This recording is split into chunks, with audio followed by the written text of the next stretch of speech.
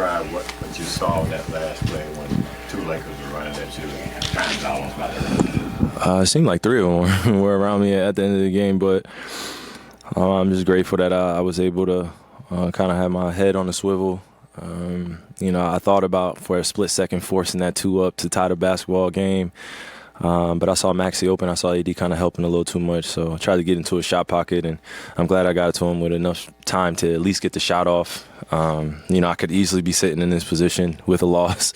It was just that type of game. But I'm glad we were resilient, and, we got really lucky and fortunate at the end of regulation tonight. So I'm glad it worked out for us.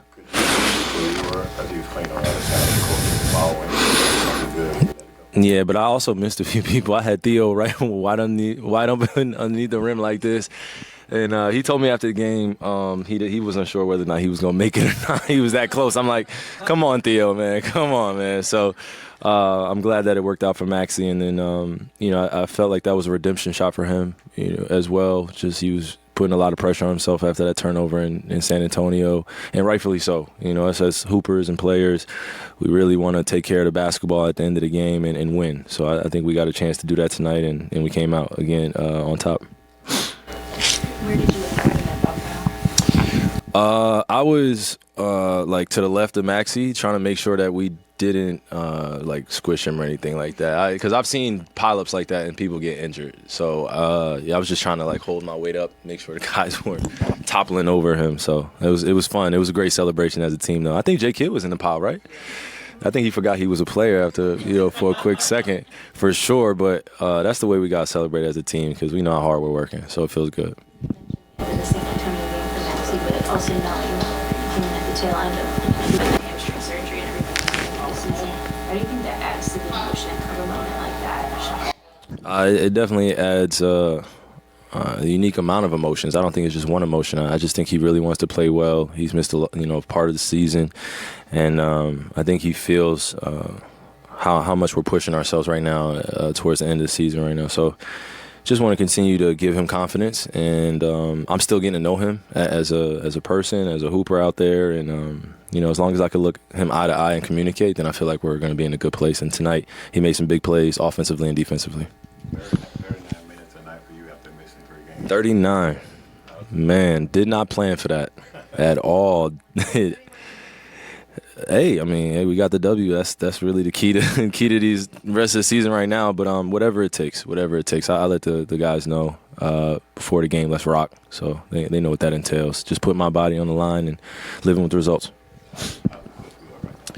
We'll feel better if my wife rubbed on it when I got home. She's watching. But I just need to take care of it. Again, I said it a few days ago. It's a little bit worse than I thought. But I'm just going to manage it, and I'm not going to sit up here and make any excuses. On to the next game. Have you faced moments where you could have forced the two with multiple guys on you, but instead you chose to make that pass? As somebody who's been around the league for a long time, how much do these moments create trust? It definitely creates almost like a stepping stone for us building better trust while we're out there. And I think if you watch over our last, I don't know how many games, maybe 10 or 12, we've been in almost every game other than probably just one blowout or 2 blowouts. But down the stretch is really where we have to build that trust. And, as well as I've been playing in the fourth quarter throughout this season, I just don't want us to rely just on that. I'm going to show up, but at the same time, I just want my teammates to be aggressive as well, and they make my job a lot easier. So if I could start off the second half the same way we started off today, just being very aggressive, I feel like we put ourselves in a great position every single game we play. But when we're not into, our defenders' bodies or our opponents' bodies, they kind of dictate the rhythm. And I felt like that could have happened easily tonight with AD crashing offensive glass or Malik Beasley making some big plays or D'Angelo Russell getting it going. So we did a good job on their guys tonight, and just looking forward to us continuing to build that trust offensively and defensively. After missing a few games, so you came back and executed a lot of high-degree difficulty plays. What do people not see that goes into your preparation process that helps you come back with it? You're usually there, right, early watching, so I don't think it's any, extra science or anything like that, but I just think the preparation is just it comes down to being intentional with my reps, and Obviously I could sit at home or be on the court and be like, I wish my foot felt as great as as it has all season, but it's just not the reality.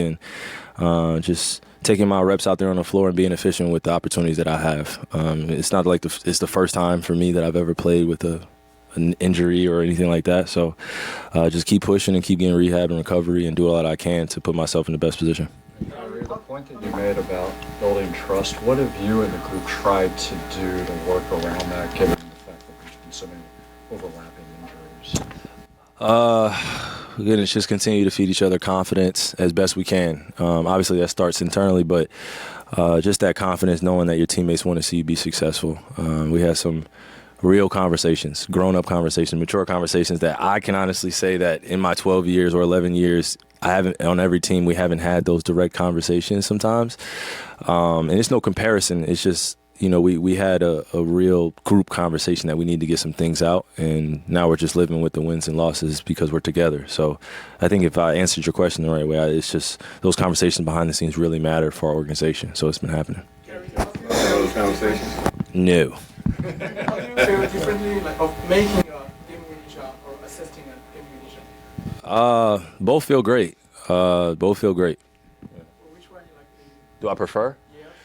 Win. Just a win. Just a win, man. Because, again, I could have been sitting up here, just kind of swallowing my emotions, and we easily could have lost tonight. So we definitely still can get better. But I like where we were down the end of the stretch, end of the game. Kyrie, you talked about the pass when it left Last his hand. Well, I mean the shot when it left his hands, but the pass when it left your hands. If you go back and look at the tape, I mean the pinpoint accuracy there was kind of crazy. Less than 2 seconds. Yeah. Yeah, I knew. I can say it now. Yeah, I knew. But I really was intentional with that pass because I put it right in his shot pocket. And we work on that as a team, too, when we're passing to each other in practice. So it definitely helped tonight, and I'm glad we were successful. Kyrie, thanks for your time. Mm-hmm.